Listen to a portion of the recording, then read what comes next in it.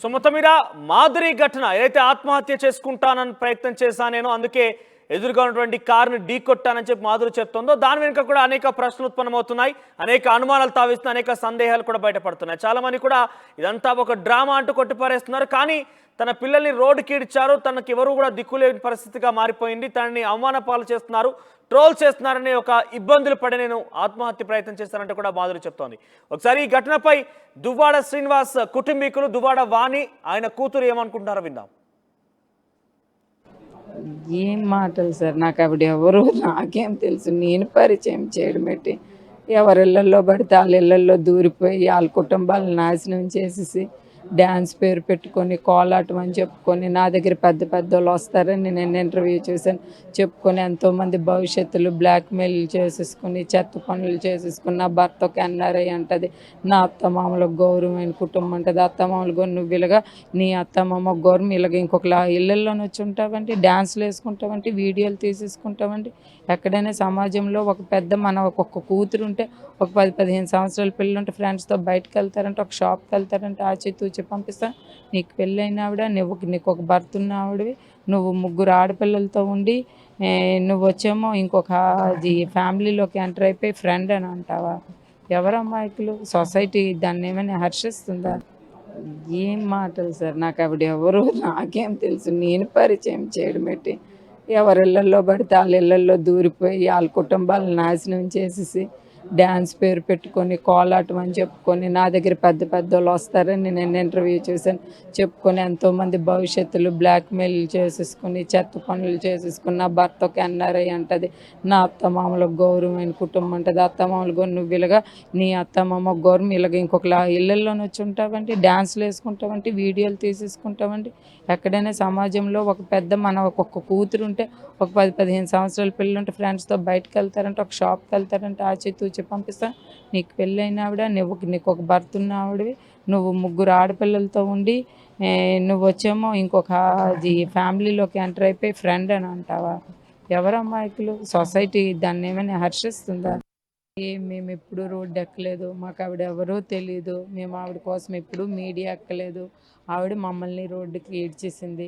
ఇలాంటి లేడీస్కి నేను చాలామందికి చూశాను. బ్లాక్మెయిల్ చేయడం, ఇతర కుటుంబాల్లో దూరడం, లేనిపోని తప్పుడు ఆరోపణలు పిల్లలపైన కుటుంబాలపైన చేయడం, అట్లా చేసుకొని ఏదో ఒక డ్రామా క్రియేట్ చేసుకొని శ్రీని గారికి ఎలాగ ఎంటర్ అయినంటే ఏదో ఆత్మహత్య చేసుకుని, మరి ఏది పేపర్లో రావాలి కదా, ఈయన ఒక ఎమ్మెల్సీ కదా, ఆవిడ ఆత్మహత్య చేసుకుంటే ఎప్పుడు ఆత్మహత్య చేసుకుంటే ఎప్పుడు శ్రీని గారు కన్సల్ట్ చేశారనేది ఆవిడ డేట్ టైము ఆ రోజు వాదార్చిన రోజు ఆ పాయిజన్ తీసుకునే రోజు ఆ డీటెయిల్స్ అన్నీ ఆయన సంరక్షణ తను చూడడం సార్.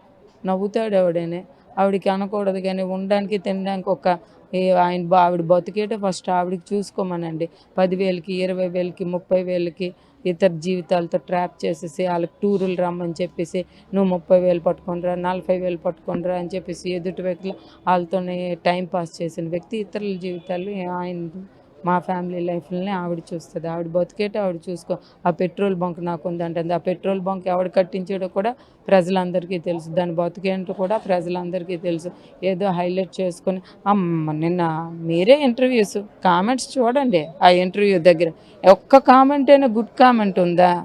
చూస్తే తెలుస్తుంది. నేనైతే ఏదో తప్పుగా మాట్లాడివచ్చు, తప్పుగా చెప్పవచ్చు అని ఏదో మీరు అడిగివచ్చు.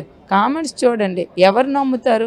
అదొక పెద్ద తేడా క్యాండిడేట్ మాట్లాడుతుందంతా అబద్ధాలు, తప్పుడు మాటలు అనేది మీరు ఒక వర్డ్ యూజ్ చేశారు, నేను అనకూడదు.